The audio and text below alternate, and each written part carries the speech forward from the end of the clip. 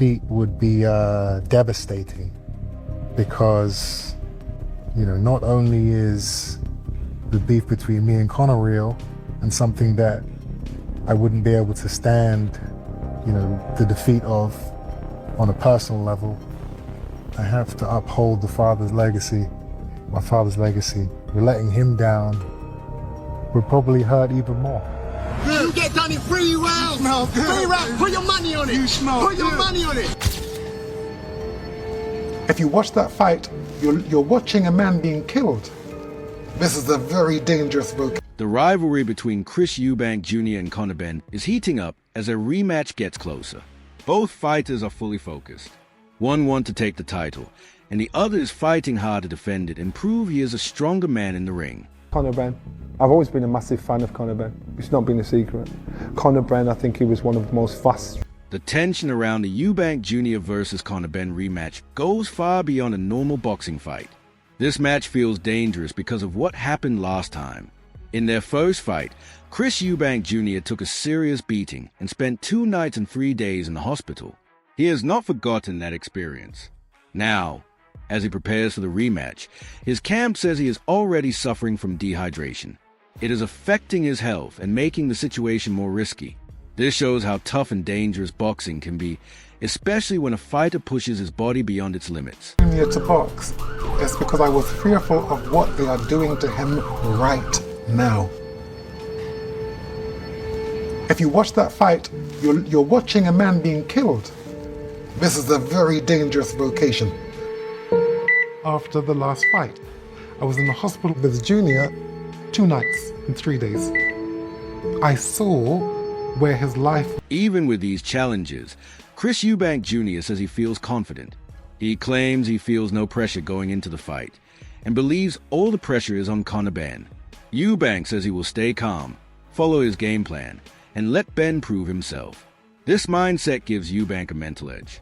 He is not distracted by hype. He knows his strengths and understands the psychological game of boxing. By saying the pressure is on Benn, he is showing confidence and also planting doubt in his opponent's mind. But despite his strong mindset, the dehydration problem is still a bit concerning and could affect his performance. Is here. How does your demeanor, your mentality change as we tick closer to fight night? Fight week is easy. The hard work's done. The training, the sacrifice, it's all over. Now it's just about maintaining. Now it's just about kind of resting and getting yourself ready physically and mentally for Saturday. I'm ready. When does that mentality shift? When does that click happen? I mean, the click is, I guess, the last intense spar, which was Saturday. After that, you know, all right, camp is done. Now we just got to make the weight. Mind games. Conor has admitted that you got in his head.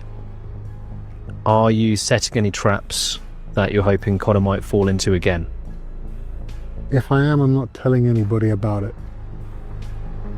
Do you think he's trying to play any games by being nicer?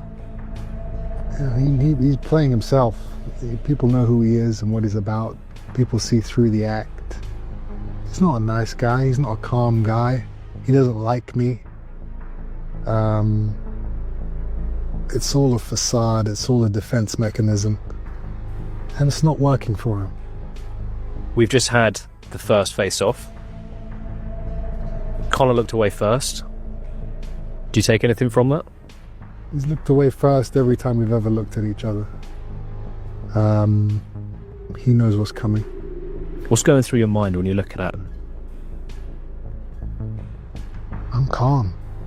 I'm at peace with whatever happens. I don't have anything to prove. The pressure's on him, not me.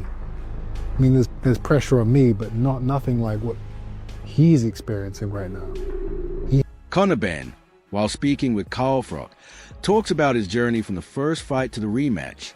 He says he gave everything he had in their first meeting, and he is not carrying any disappointment from that fight. His attitude shows maturity. Instead of thinking about what went wrong, He is focused only on preparing for the rematch. This positive mindset helps him train better and stay mentally sharp. He sees the last fight as a lesson, not a failure, and that approach makes his rematch even more interesting, especially with the history between the Eubank and Benn families. You now have got some respect for him, but to go back in there now for a second time... Listen, I done the best I could on the night. I done the best I could. Yeah. You know, it was my first fight back in the UK in 13 months. My first fight at 160. It was my second 12-rounder. Do you understand? Yeah. So I sit there and I go, listen, you win some, you lose some. Yeah. I'd rather lose an exciting fight than win a boring fight. Yeah. But what I'm saying in now, in the rematch... yeah, listen. As long as I do the best I can. Yeah. As long as I do the best I can. Absolutely. Which is, I believe I do a number on him. That's me just staying disciplined. As long as I do what I'm supposed to do. Yeah. Why I was disappointed and upset weren't because I lost. It's because I beat myself in there. Yeah. By not following tactics, by not fighting with my head, fought with my emotions. So I'm in there and it's just, I wasn't happy with what I done. If I can go in there and I'll be disciplined and do what I do and he beats me to the punch or he comes up with a recipe that can be fair enough, no problem. Yeah. Listen, I ain't going to be no sore loser. So if you lose fair and square and you've You given your lose fair and best square, shot. well done, Chris. You're the better fighter. Give away even me giving away the weight. I ain't going to sit down there and go, oh no, that was my first fight back 13 months, cool. Chris. That was my first fight at 160. You won't hear me make up no excuses. No. I still thought I'd render you unconscious within 3 rounds. That was what I genuinely believed. Yeah. You've nicked that line off me, haven't you? Is You it? love the Have I- render. have I- You love the render unconscious. Have you said that before? I wouldn't know. Only a couple of times. What was going through your head when you saw Chris and Eddie Hearn at the press conference going back and forth at each other? It's funny. You sit there to laugh at it, or do you? laugh. Yeah, no, it's funny. Yeah. It's funny because I'm sitting there going, Ed, why are you arguing with him? Why are you lowering yourself to his level? There's no need. Don't you like Eddie getting a bit of stick, or do you like? No, there's just no need. Let him just waffle on. Let him dig his own grave. He bit though, didn't he, Eddie? He had a little. He had a Because go he back. but to be fair, when you're accusing a big Chris Eubank Sr. was once a strong critic of the first fight between his son and Conor Benn, but now he has become one of his son's biggest supporters. Some people say he is being hypocritical, but it also shows how a parent's emotions can change. When his son won the first fight, his outlook changed from criticizing to defending his son proudly. This shift is common in sports families, where personal loyalty often clashes with public opinion. First time, and for the rematch back in 2022, you claimed promoters were trying to murder your son, Chris Eubank Jr., regarding the weight clause. You called your son a disgrace for slapping an egg in Conor's face earlier this year. In spite of all this, you surprised many in April by turning up and you were in Junior's corner. What would you say to people who'd suggest that Chris Eubank Sr., you're something of a hypocrite? It's easily explained, so let me start. Within every individual, there are 2 entities. There is the ego, or the negative, and there is the good, or the super consciousness, or the God consciousness.